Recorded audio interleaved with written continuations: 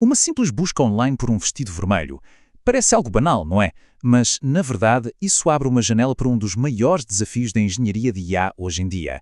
Como encontrar variedade num verdadeiro oceano de dados que hoje vive na nuvem. Quem nunca passou por isso, né? A gente digita lá vestido vermelho e a tela se enche de imagens que são basicamente a mesma foto. É relevante? Talvez. É útil? Nem um pouco. Essa frustração, que parece tão comum, é na verdade um desafio técnico gigantesco. E essa imagem aqui ilustra o problema de forma perfeita. À esquerda, a busca padrão, que nos mostra o mesmo vestido, só que de ângulos um pouquinho diferentes. Agora, olha à direita, a busca diversificada. Ela oferece uma variedade de estilos, de tecidos, de cenários. Fica claro que a segunda opção é muito mais útil, não é? Ela dá mais informação usando o mesmo número de resultados. Pois é, esse fenómeno tem até um nome. É o mar da mesmice. É o que acontece quando os algoritmos de busca se concentram só na relevância mais óbvia, ignorando completamente a variedade. E superar isso é um dos grandes objetivos da busca por IA hoje. Então, como é que a tecnologia por trás disso tudo funciona? Vamos mergulhar em como a IA tenta encontrar não apenas um resultado, mas sim um conjunto de resultados bem diversificado.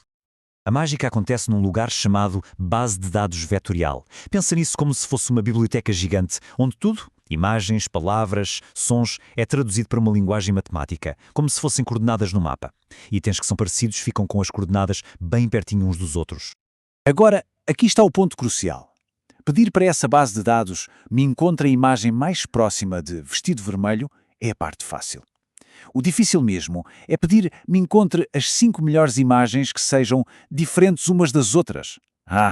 Aí o problema fica muito mais complexo e exige um poder de computação bem maior. E para resolver isso, existem basicamente duas abordagens.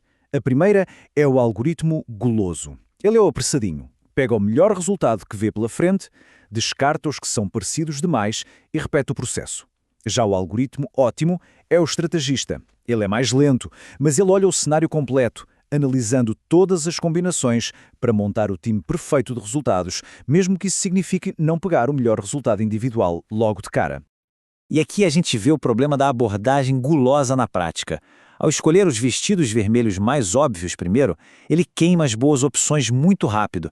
E aí, no final, para preencher o último lugar, ele acaba pegando algo que nem tem muito a ver com a busca, tipo esse vestido jeans. Por quê? Simplesmente porque não era parecido com os outros. O algoritmo ótimo teria evitado isso. Mas a história fica ainda mais complicada. Toda essa busca não acontece num único computador. Ela acontece na nuvem. E isso traz um conjunto de desafios completamente novo. A escala dos dados que a gente tem hoje é uma coisa astronómica.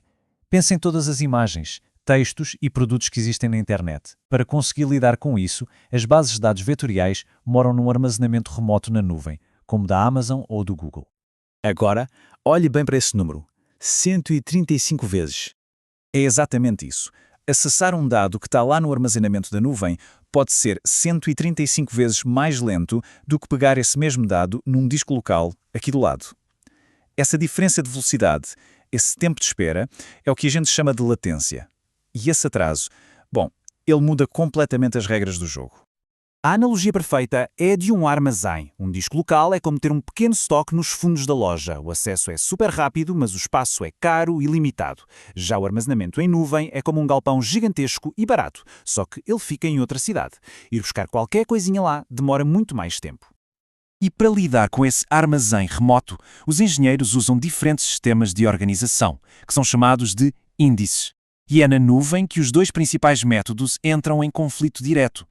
A nossa analogia do armazém continua perfeita aqui. Os índices de cluster funcionam agrupando itens parecidos em caixas enormes. Para uma busca, o sistema vai lá e pega algumas dessas caixas grandes de uma vez. Já os índices de grafo criam uma rede de conexões, quase um mapa. Para encontrar algo, ele vai seguindo o caminho de item em item, pegando um monte de envelopes pequenos, um de cada vez.